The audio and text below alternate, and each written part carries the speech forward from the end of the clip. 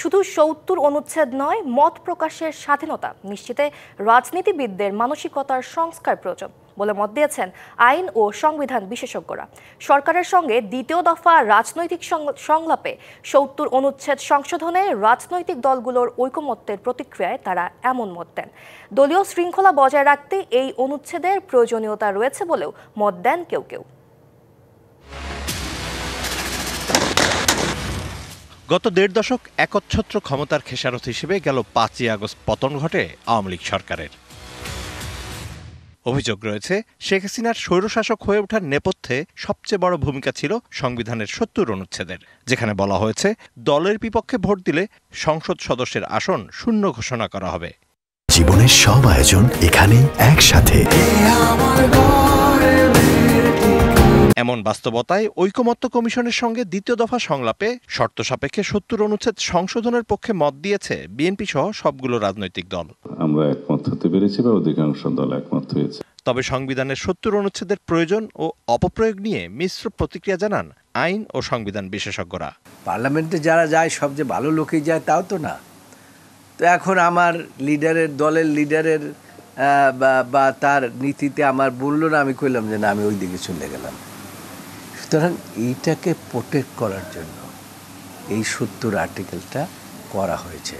এখন আমরা পাবলিকের খুশি করার জন্য বলতে পারি যে এই ৭০ অনুচ্ছেদ না থাকা উচিত, এই ৭০ অনুচ্ছেদ আমাদেরকে সব ধ্বংস করে দিতেছে, আমার মত আমি প্রকাশ করতে পারতেছি না। আরে মত প্রকাশের একটা সিস্টেম আছে। এই ৭০ অনুচ্ছেদ আমি মনে করি গণতন্ত্রের গলা টিপে ধরা, মুক্ত চিন্তা, মুক্ত স্বাধীনতা, বাক স্বাধীনতা এবং নিজের উইল, এটিকে গলা টিপে ধরার একটি অনুচ্ছেদ। স্বাধীন মত প্রকাশের কারণে নিজ দলেই হয়রানির শিকার হতে হয় রাজনীতিবিদদের। তাই শুধু ধারা সংস্কারের পাশাপাশি মানসিকতা সংস্কারে জোর দেন তারা। বাংলাদেশের রাজনৈতিক দলের বাইরে গিয়ে কোনো লোক ইভেন যৌক্তিক কারণেও যদি পদত্যাগ করে, তার এলাকায় তাকে প্রথমে দল তাকে বহিষ্কার করে, তার এলাকায় অবাঞ্ছিত ঘোষণা করে, তার হাঁটা চলা পথে ঘাটে সে আক্রান্ত হয়, রক্তাক্ত হয়, এই কালচার, বাজে কালচার আমাদের দেশে হয়ে আসছে। অর্থাৎ আমাদের মনস্তাত্ত্বিক পরিবর্তন দরকার। অনেক পাগল আছে, তারা একটা মত দিয়ে বলে যে আমি যেটা বলছি এটাই কারেক্ট। পার্টি লিডারের একটা চিন্তা থাকে।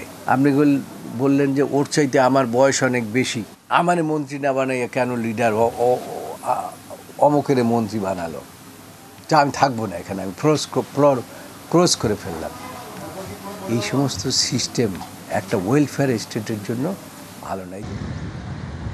ফ্লোর ক্রসিং আইন সংশোধন হলে আগামীর সংসদ আরও প্রাণবন্ত ও কার্যকর হবে বলেও মত দেন আইন ও সংবিধান বিশেষজ্ঞরা। Mizan Ahmed, DBC news, Dhaka.